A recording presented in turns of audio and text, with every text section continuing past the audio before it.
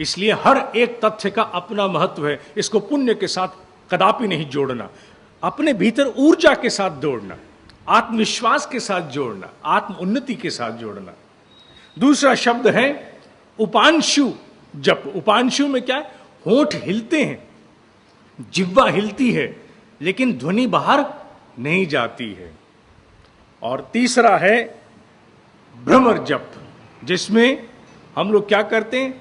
मुंह बंद करके भीतर भीतर गले से गुंजन करते जाते हैं। लेकिन जिस जप का सबसे अधिक अभ्यास हमें है और जो सबसे अच्छा माना जाता है, हालांकि उससे आगे भी जाते हैं, वो है मानसिक जप, जो सबसे श्रेष्ठ है। मानसिक जप में क्या करते हैं? न जिह्वा हलती है, न ध्वनि पैदा होती है, बस मन ही मन भीतर मंत्र अपने आप उच्चारित हो जाता है। और इस पर छोटा सा मैं रहस्य जरूर दूंगा कि जब मानसिक जप साधना शुरू होता है तो जितनी गति सामान्य व्यक्ति की 100 मंत्र को बोलने में होती है, उतनी गति साधक आप कल्पना नहीं कर सकते। जितने में एक माला अर्थात 100 मंत्र, उतने में साधक 1000 मंत्र से भी अधिक बोल जाता है मानसिक के द्वारा। इतना ऑटोमेटेड सिस्टम क्रिएट हो जाता है भीतर कि आपको कुछ करने की आवश्यकता नहीं है। मन की एक क्षमता आती है और मंत्र को लेके चली जाती है। इसके बाद और भी मंत्र हैं जिनका हम लोग श्वास के साथ जुड़ाव रखते हैं, अर्थात एक श्वास भीतर गई एक मंत्र, श्वास बाहर छूटी मंत्र। उतना ज़्यादा भी नहीं जाएंगे, सामान्य रखेंगे। आज यहाँ मात्र हम लोग 4 प्रकार के जप का अभ्यास करेंगे, जिसमें हमें चौथे चरण पर जाकर के अपने आप को स्थिर करना है, घर जाके अभ्यास करके। और अभ्यास किसका करेंगे? महामंत्र का। आप में से बहुत से लोग बहुत लंबे काल से जप करते आए होंगे, लेकिन बहुत से लोग ऐसे हैं जिन्होंने जप का अभ्यास नहीं प्राप्त किया।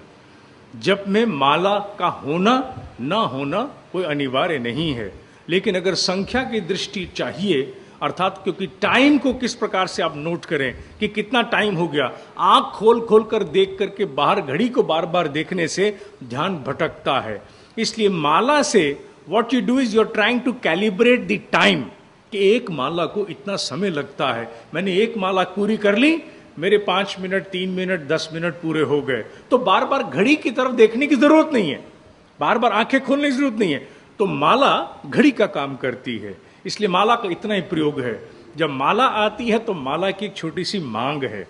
वो क्या मांग है? वो मांग ये है कि माला कहती है कि मैं 108 हूं। अच्छा, दूसरी बात माला कहती है कि मेरे बीच वाला जो मन का है, जिस पर कि एक धागा बंधा रहता है, उसे सुमेरु कहा जाता है, क्योंकि वो सबसे उठा हुआ है। सुमेरु माने पर्वत, पर्वत की भांति वो सबसे ऊपर उठा है, सुमेरु है।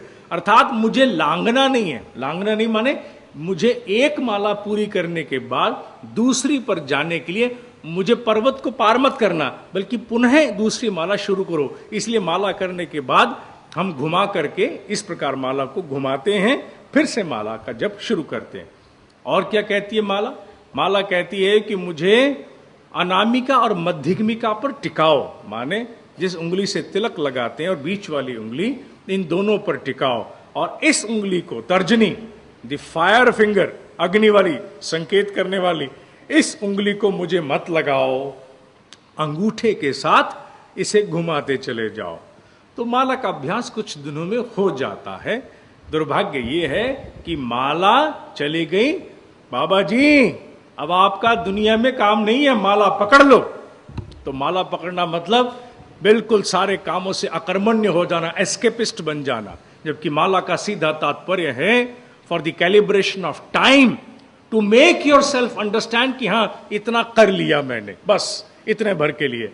एक अलार्म लगा दिया, क्योंकि उस काल में मोबाइल के टाइमर नहीं हुआ करते थे, तो एक अलार्म है, एक दिव्य अलार्म है। और फिर अगर चंदन की हो तो बात ही अलग है, उसमें शांति भी आती है। तो माला का प्रयोग साथ में करना, लेकिन शुरू शुरू में माला नहीं पकड़नी, वरना माला में ही उलझ कर व्यक्ति रह जाता है, सारा ध्यान माला खा जाती है। इसलिए पहले जप को साधो। जप की पहली विधि है वाचक। आइए पहले 5 बार हम गायत्री मंत्र बोलेंगे, जोर जोर से नहीं बोलेंगे, माने वाचक माने धीरे धीरे बोलेंगे हम लोग। अब इसमें मंत्र जप में एक छोटा सा एक सूत्र मैं जोड़ रहा हूं। ये विज्ञान कितना बड़ा है?